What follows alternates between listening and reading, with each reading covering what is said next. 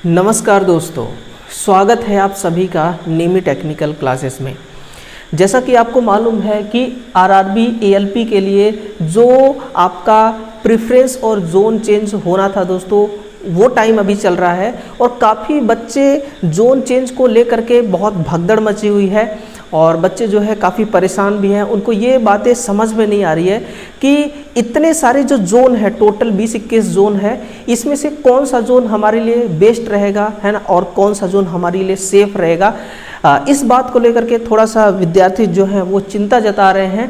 तो आइए देखते हैं, थोड़ा सा मेहनत करने के बाद मैं भी आपके लिए कुछ डेटा लेकर के आया हूँ, कुछ ऐसे आपके लिए ऐसे आरआरबीज मैं आपको बताने वाला हूँ जो आपके लिए सबसे बेस्ट रहेगा, जो आपके लिए मच बेटर रहने वाला है। देखिए दोस्तों, क्या होता है ना, एक्चुअली बात मैं आपको बताऊँ, वास्तविकता तो ये है कि बच्चे ज़्यादातर उन टीचर की तरफ अट्रैक्ट होते हैं या फिर उन टीचर की बातों को सही मानते हैं जो टीचर सबसे ज़्यादा फेमस है ना। तो कोई ज़रूरी नहीं अगर कोई टीचर फेमस है तो वो आपको जो चीज़ें बता रहा है वो सही बता रहा है। मैं ये नहीं कहूँगा कि वो गलत बता रहे हैं, लेकिन हम भी दोस्तों जो आपके लिए डाटा बता रहे हैं, जो भी हम आपको जानकारी देते हैं, वो जानकारी भी सही और सटीक होता है ना।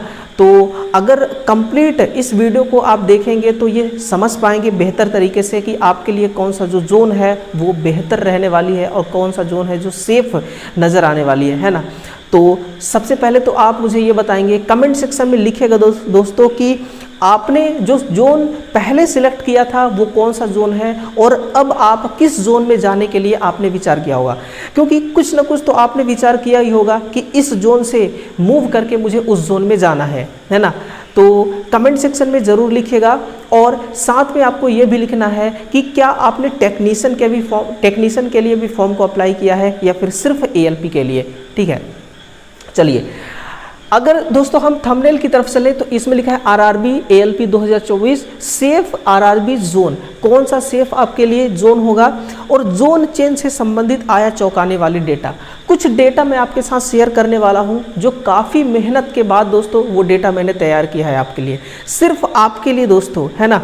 तो और बिलासपुर बना सबसे डेंजरस जोन, है ना। बिलासपुर में जैसा कि आपको पता है कि सबसे ज़्यादा नंबर ऑफ वैकेंसी है और फॉर्म अप्लाई भी सबसे ज़्यादा वहीं पर हुआ है ना। नंबर ऑफ एप्लीकेंट की अगर हम बात करें तो सबसे ज़्यादा बिलासपुर जोन में विद्यार्थी जो है वो फॉर्म को अप्लाई करते हैं, है ना। तो टोटल क्या है मामला, टोटल क्या है सिनेरियो, आइए देखते हैं अपने इस सेशन में। तो जैसा कि आपको पता है दोस्तों कि जो प्रेफरेंस और आरआरबीज को चूज करने का, है ना, बदलने का जो टाइम है दोस्तों, वो कब से कब तक का टाइम है। वो टाइम है आपका, देखिए 29 जुलाई 24 से लेकर के आपका 7 अगस्त 24, है ना। ठीक है ना। तो टोटल 10 दिन का यहाँ पर टाइम रहने वाला है। तो सही तरीके से सोच और समझ करके, समझदारी के साथ दोस्तों अपने प्रेफरेंस और जोन को चेंज करना है, क्योंकि एडिट करने का जो ऑप्शन है, जिसको हम कह रहे हैं कि जोन चेंज करने का जो ऑप्शन है मेरे भाई, वो ओनली 1 चांस आपको रेलवे दे रही है ना। अगर आपने गड़बड़ी कर दिया दोस्तों तो फिर यूँ समझिए कि खुद के पैर पर कुल्हाड़ी मारने वाली बात हो जाएगी। इसलिए जोन को चेंज करने का जो डेट है वो 7 अगस्त तक है। तो मैं ये नहीं कहूँगा आपको कि आप बिल्कुल एंड डेट पर जाइए, आप 7 तारीख को जाइए चेंज करने, है ना। 7 से पहले आपको चेंज कर लेना है, लेकिन सही जानकारी उससे पहले आपको प्राप्त करना काफ़ी ज़रूरी है ना। कुछ जो क्वेरीज हैं जो बच्चों के मन में चल रहे हैं, है ना, वो क्वेरीज क्या है कि सर आरआरबी जोन नहीं बदलना है तो क्या करें, क्योंकि सभी छात्र तो ऐसा नहीं चाहेंगे कि भाई हमें अपने आरआरबी जोन को चेंज करना ही करना है, चाहे कुछ भी हो जाए, है ना। तो नहीं चेंज करना चाहते हैं उनके लिए क्या है और जो चेंज करना चाहते हैं उनके लिए क्या है ना। देखिए, जो आरआरबी जोन को चेंज करना नहीं चाहते हैं उनके लिए हम लास्ट में बताएंगे, लेकिन जो जोन को बदलना चाहते हैं उनको क्या करना होगा, है ना। और फिर कौन सा जोन है जो सबसे बेस्ट है। ये जो 3 सवाल चल रहे हैं कॉमनली, ये 3 सवाल 3 क्वेरीज हर छात्र के मन में आज के टाइम पे चल रहा है ना। तो इन सभी तीनों सवालों के जो जवाब हैं दोस्तों हम अपने इस वीडियो में आपको देंगे। कुछ छात्र ऐसे हैं दोस्तों जो इस बात को लेकर के चिंतित हैं कि हमें कुछ पता ही नहीं है कि हमारे घर से जो हमारा आरआरबी है वो कितना दूर है। यानी कि जैसे कि कोई एक बच्चा है ना, ये देखिए ये पूरा मैप है ना, ये जो मैप है ये दोस्तों ये एमपी का है ना। यहाँ पर क्या है, भोपाल, ये भोपाल एमपी के अंतर्गत आती है, ये एमपी का मैप है। अगर कोई बच्चा जैसे कि मान लीजिए कोई बच्चा है जैसे कटनी का है या फिर कोई बच्चा है मध्य प्रदेश के रीवा का, तो उसको पता नहीं कि रीवा से कितना दूर हमारा भोपाल है ना। या फिर अगर कोई ऐसा कैंडिडेट है जो ऑलरेडी पहले भोपाल वाले जोन में फॉर्म को अप्लाई किया था, लेकिन अब वो बिलासपुर वाले पे जाना चाहता है, तो उसको पता नहीं है कि बिलासपुर भोपाल से कितना दूर है। अगर वो मुंबई जोन में जाना चाहता है, उसे पता नहीं है कि मुंबई जोन कितना है। सिकंदराबाद में जाना चाहता है, पता नहीं सिकंदराबाद कितना दूर है ना। चंडीगढ़ जाना चाहता है, वो भी नहीं पता है। अजमेर जाना चाहता है, वो भी नहीं पता है। अगर वो पटना मूव करके जाना चाहता है तो वो भी नहीं पता आपको, है ना। तो ये जो मैप है ये आपको सही डायरेक्शन दिखाएगा, आपको बताएगा कि अगर आपका भोपाल जोन आपने पहले सिलेक्ट किया था और अब जाना चाहते हैं आप गोरखपुर में, तो गोरखपुर कितना दूर है और कितना पास है ना। इस मैप के जरिए आप समझ सकते हैं, ठीक है ना। तो इसको सोचिएगा, इसको देखिएगा, इसको समझिएगा। जो आपका नोटिफिकेशन है, नोटिफिकेशन के फर्स्ट पेज पर दोस्तों ये है आपका मैप, और इसमें रेलवे ने खुद आपकी सहूलियत के लिए यहाँ पर मैप को दोस्तों बनाया है, मैप को दिखाया है, ताकि किसी को किसी प्रकार का कोई दिक्कत ना आए, ठीक है ना। तो ये तो बात हो गया डिस्टेंस को लेकर के कि अगर हम भोपाल जोन से ऑलरेडी फॉर्म को अप्लाई किए थे तो हमारे लिए कौन सा जो जोन है वो किस डिस्टेंस पर है, कितना डिस्टेंस पर है। क्योंकि जॉब लग जाने के बाद में दोस्तों डिस्टेंस जो है आपके लिए काफ़ी मैटर करता है, ठीक। तो मुझे समझ में आ गया कि भाई ये जो बात है ना, डिस्टेंस को लेकर के जो बात है, बच्चों के मन में जो एक दुविधा चल रही थी, ये दुविधा दोस्तों ख़त्म हो गया, ठीक है ना। तो इस चीज़ को आपने बड़े ही शिद्दत से समझ लिया। अगर हम आगे चलें, हमें ये वैकेंसी कब समझ में आएगी, हमें ये वैकेंसी देखिए तब समझ में आएगी जब हमें ये पता चलेगा कि किस जोन में कितना नंबर ऑफ वैकेंसी है। क्योंकि फॉर्म को क्योंकि जब हम जोन को चेंज करेंगे तो कॉमनली 3-4 चीज़ों को देखते हैं कि कौन सा जोन हमारे घर से ज़्यादा दूर है, कौन सा जोन हमारे घर से पास में है, ठीक है। और दूसरा कारण है कि किस जोन में नंबर ऑफ वैकेंसी ज़्यादा है, किस जोन में कितने फॉर्म अप्लाई हुए हैं, है ना। और लास्ट में ये भी बात चलती है कि भाई किस जोन में कितना कट ऑफ जाता है, अगर हम पिछला कट ऑफ की ओर चले तो ये कॉमनली 3 से 4 सवाल हैं, 3 से 4 जो क्वेरीज हैं ये छात्रों के मन में चलते हैं। और इन्हीं सभी चीज़ों को देख करके एक छात्र जो है पर्टिकुलर अपने सिलेक्टेड जोन से मूव करके अगले जोन में जाता है ना। तो ये चीज़ें आपको तो पता होना चाहिए कि भाई बिलासपुर है तो बिलासपुर में सबसे ज़्यादा नंबर ऑफ वैकेंसी है। अगर टोटल 18,799 वैकेंसी की ओर चलें तो ये क्या है, ये अपने आप में 100% है। इसमें से 24 से 25% है ना जो वैकेंसी है दोस्तों, ये अकेला कौन लिया है, ये अकेला आपका बिलासपुर लिया हुआ है। तो यहाँ पे सिंपल सी बात है कि यहाँ पर बच्चे फॉर्म भी बहुत ज़्यादा अप्लाई किए होंगे। अब कोई ज़रूरी नहीं कि यहाँ पर अगर फॉर्म अप्लाई ज़्यादा हुआ है तो कट ऑफ बहुत ज़्यादा जाएगा, ये कोई ज़रूरी नहीं है, ठीक है ना। तो यहाँ के जो बच्चे हैं, कुछ बच्चे तो यहाँ से मूव करना चाहेंगे और कुछ बच्चे यहीं पर रहना चाहेंगे, है ना। ये सब आगे हम बात करते हैं। फिर सिकंदराबाद की ओर चलें तो 2528, मुंबई में 1745, है ना, बेंगलोर में 1576। कमेंट में आप लिखना दोस्तों कि आप इन जोन में से किस जोन में फॉर्म को अप्लाई किए थे, ठीक है। फिर कोलकाता की तरफ चले 1123 है, अहमदाबाद है जो आपका 937 है, भुवनेश्वर है 930 है, प्रयागराज जो है यूपी में 847 है ना, अजमेर जो है 761 है, और मालदा जो है वो मालदा में दोस्तों 749 है ना। वैसे जो आपका रांची है यहाँ पर भी कुछ कम वैकेंसी नहीं है, 511 है, चेन्नई है 493 और गुवाहाटी है 341, चंडीगढ़ है 324 और तिरुवनंतपुरम में भी कम वैकेंसी नहीं है 233। जो जोन जैसा है, जिस जोन की जितनी औकात है दोस्तों उसके अकॉर्डिंग यहाँ पर भर्ती निकाली गई है। गोरखपुर जो है 443, जम्मू श्रीनगर 130, सिलीगुड़ी जो है 87, मुजफ्फरपुर जो है 38 और पटना 38। आपको पता होगा कि मुजफ्फरपुर और पटना में किसी भी प्रकार का यहाँ पर भर्ती जो है मतलब नंबर ऑफ जो वैकेंसी है इसको इंक्रीज नहीं किया गया है ना। तो ये तो आपके लिए रेड जोन बन गया है ना। ये जो आपके लिए है ये दोनों के दोनों दोस्तों कौन से जोन हो गए, ये दोनों के दोनों रेड जोन हो गए है ना।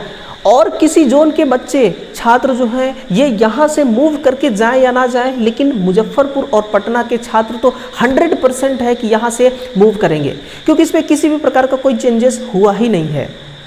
भले ही कोई एक ऐसा कैंडिडेट है जो पटना का है, वो अपने होम जोन में फॉर्म को अप्लाई किया था पहले टाइम पर, लेकिन अगर दोस्तों यहाँ पर अब के टाइम पर देखा जाए जब ये वैकेंसी बढ़ी है ना 5696 पदों से 996 जो भी था, तो बढ़ने के बाद सारे जोन में बढ़े हैं, लेकिन यहाँ पर किसी भी प्रकार का कोई बढ़ोतरी देखने को नहीं मिला है। तो यहाँ का जो छात्र है वो ऑब्वियसली बात है यहाँ से मूव करेगा ही करेगा, 100% है करेगा है ना। तो हर जोन का वैकेंसी है, ये किस जोन में कितनी वैकेंसियाँ हैं इस चीज़ को आपने समझ लिया है ना। हर चीज़ को दोस्तों एक एक करके समझेंगे ताकि लास्ट में आपको 100 बात की एक बात समझ में आ जाए कि आपको किस ओर जाना चाहिए, आपके लिए सही डायरेक्शन क्या है, आपके लिए सही जोन जो है वो कौन सा है ना। उम्मीद है मुझे आप समझ पाएंगे, बस तसल्ली से बने रहिएगा इस सेशन में। अगर गोरखपुर में देखा जाए, यहाँ पर देखिए घटते क्रम में हमने जोन को अरेंजमेंट किया हुआ है कि किस जोन में कितना जो है वो दोस्तों कंपटीशन रहने वाला है और किस जोन में कितना जो है आपका फॉर्म फिलअप हुआ है ना। देखिए जैसे कि आपका गोरखपुर हो गया, यहाँ 1.04%, सिलीगुड़ी 0.60%। मैंने आपको बताया ना कि कुछ बच्चे ऐसे हैं जो ये देख करके अपने जोन को चेंज करेंगे कि भाई इसमें वैकेंसी कम थी, अब हम दूसरे जोन में जाएंगे तो हमें वहाँ पर नंबर ऑफ वैकेंसी ज़्यादा मिलेगी, ठीक है ना। और कुछ छात्र ऐसे जाएंगे जोन को चेंज करेंगे कि हमने जिस जोन में फॉर्म को अप्लाई किया था वहाँ पर फॉर्म अप्लाई जो है बहुत ज़्यादा हो गए हैं, अब दूसरे जोन की तरफ हम जाएंगे तो वहाँ पर फॉर्म अप्लाई कम हुए हैं तो सिलेक्शन के चांस ज़्यादा हो जाएंगे है ना। तो ये सोच करके बच्चे जो मूव करेंगे वो अपने जोन से दूसरे जोन में जाएंगे है ना। तो गोरखपुर जो है 1.04%, सिलीगुड़ी में 1.60% है ना। वहीं पर गुवाहाटी में भी कोई ज़्यादा नहीं है, 3.03% है। प्रयागराज भी है 4.65% और चंडीगढ़ 1.05%, तिरुवनंतपुरम की तरह और तो 4.05%। मुजफ्फरपुर दोस्तों 0.4%, अजमेर जो है 3.35%, रांची जो है 1.81% है ना। तो मैं घटते क्रम में यहाँ पर सभी जोन को अरेंजमेंट किया हूँ। आप बिलासपुर की ओर चले तो सबसे ज़्यादा है, देखिए बिलासपुर की ओर चले तो सबसे ज़्यादा है 25.54%। मैं आपको एक बात तो क्लियर कर देना चाहूँगा यहाँ पर कि ये डेटा ऊपर नीचे हो सकती है, क्योंकि एक्चुअल डेटा मेरे भाई किसी के पास नहीं है। अगर है तो वो आरआरबी रेलवे के पास है ना, रेलवे के अलावा किसी के पास नहीं है। जो भी कोई कह रहा है कि मैं एक्चुअल डेटा दे रहा हूँ, एक्चुअल डेटा दे रहा हूँ, एक्चुअल डेटा है कहाँ यार? एक्चुअल डेटा तो सिर्फ रेलवे के पास है ना। तो अगर एक्चुअल डेटा हम ढूंढने लग जाए ना तो हो सकता है न जाने ये वैकेंसी का पूरा प्रोसेस खत्म हो जाएगा, लेकिन एक्चुअल डेटा हमें इतनी आसानी से नहीं मिल सकती है। तो ये है कि ये जो डाटा मैं आपको दे रहा हूँ ये लमसम सही डाटा है, ±1% 2% ऊपर नीचे हो सकता है ना। तो बिलासपुर की ओर चले तो 25.54%, फिर सिकंदराबाद में 6% प्लस है, मुंबई में 9% प्लस है, भुवनेश्वर में 4% प्लस है, और बेंगलुरु में 8%, कोलकाता में 5 है, अहमदाबाद में 8 है, मालदा में 5 है, जम्मू श्रीनगर में 8 है ना, भोपाल में 4.94% है, और फिर ये 2 भोपाल हो गया ना, हाँ, तो भोपाल में 4.94%। अब आप खुद समझिए, अब आप लॉजिक लगाइए कि आपके लिए कौन सा जोन सबसे बेस्ट रहेगा। क्या वहाँ पर जहाँ पर नंबर ऑफ वैकेंसी सबसे ज़्यादा है वहाँ आपको जाना चाहिए, या फिर जहाँ पर नंबर ऑफ फॉर्म फिलअप कम हुए हैं वहाँ पर आपको जाना चाहिए, है ना। आप खुद सोचिए, आप खुद अनुभव कीजिए। हम या फिर कोई भी टीचर आपको ज़बरदस्ती नहीं कहेगा कि आप यहाँ से उठ करके यहाँ शिफ्ट हो जाओ, है ना। वो आपको सिर्फ अपना एक राय देगा, सही डायरेक्शन देगा, बाकी चूज करना दोस्तों वो आपके हाथ में है ना। सिलेक्ट करना आपके हाथ में है और सही तरीके से सिलेक्ट करना आपको ही है। बस हम आपको एक सही डायरेक्शन दिखा सकते हैं, सही डायरेक्शन, सही रास्ता आपको बता सकते हैं कि कौन सा जोन आपके लिए बेस्ट रहेगा, है ना।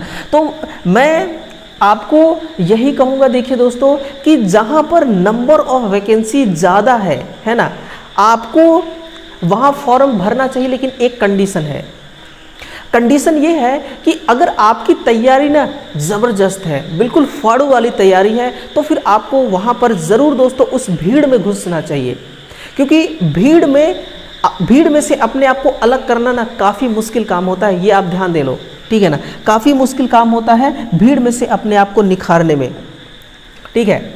और देखिए, आपको तो पता है कि बिलासपुर जो है ये टोटल वैकेंसी का 20% से लेकर के हम 25% के बीच में हम बात करें तो 25% जो है अकेला ये जो आपका बिलासपुर वाला जोन है, ये यहाँ पर वैकेंसी है।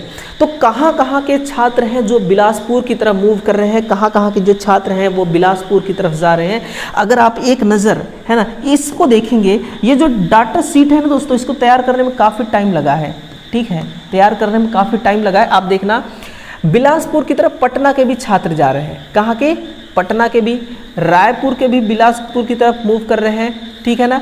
और इसी के साथ में आगरा के भी छात्र जो हैं बिलासपुर की तरफ जा रहे हैं। आगरा अपना यूपी का, नर्मदापुरम जो है यहाँ के भी छात्र बिलासपुर की तरफ जा रहे हैं, है ना। राजस्थान, जयपुर के, लखनऊ जो है यूपी का, है ना। इसके बाद महेंद्रगढ़ जो है ये शायद तक राजस्थान में आती है ना। फिर है आपका बलिया, यहाँ के भी छात्र बिलासपुर में जा रहे हैं, है ना। रीवा जो आपका एमपी है ना, एमपी स्टेट का जो रीवा संभाग है, यहाँ के भी छात्र मूव कर रहे हैं बिलासपुर की तरफ। और सिर्फ मुझे लगता है ना कि आप अपना राय जरूर कमेंट सेक्शन में लिखना, लेकिन मैं अपनी बात बता रहा हूँ, अपने मन की बात बता रहा हूँ कि जहाँ पर नंबर ऑफ वैकेंसी सबसे ज़्यादा है, चाहे कोई कितना भी बच्चों को समझा ले, चाहे कोई कितना भी बच्चों को कुछ भी कह ले, है ना, लेकिन बच्चे सबसे ज़्यादा फॉर्म जहाँ पर है, सबसे ज़्यादा सीट जहाँ पर है, वहीं पर बच्चे जाएंगे। क्योंकि उनको पता है कि जहाँ पर नंबर ऑफ वैकेंसी ज़्यादा है, सिलेक्शंस के चांस वहाँ पर ज़्यादा है ना। लेकिन एक बात भी याद रखना कि वहाँ पर भीड़ भी बहुत ज़्यादा है, ये भी बात आपको याद रखना होगा, ठीक ना। फिर अगर इटावा की तरफ चले, इटावा भी आपका इटावा भी यूपी का ही है ना। तो ये सारे हैं दोस्तों, ये सारा डेटा मैंने लिखा है, ये सब बिलासपुर की तरफ मूव कर रहे हैं। कहाँ जा रहे हैं? ये सारे के सारे बिलासपुर की तरफ मूव कर रहे हैं। अब आपको कहाँ पर जाना है, किस डायरेक्शन में जाना है, ये आप कमेंट सेक्शन में ज़रूर लिखना। और दोस्तों, अभी तक चैनल को सब्सक्राइब नहीं किया तो आप ज़रूर सब्सक्राइब करिएगा, क्योंकि ALP से रिलेटेड हम आपको तब तक वीडियो देते रहेंगे जब तक कि आपका दोस्तों एग्ज़ाम कंप्लीट नहीं हो जाता, है ना। वीडियो अगर इन्फॉर्मेटिव लगी तो सेशन को लाइक करिएगा, है ना। वीडियो को दूसरे अन्य छात्रों तक ज़रूर शेयर कीजिएगा। धन्यवाद।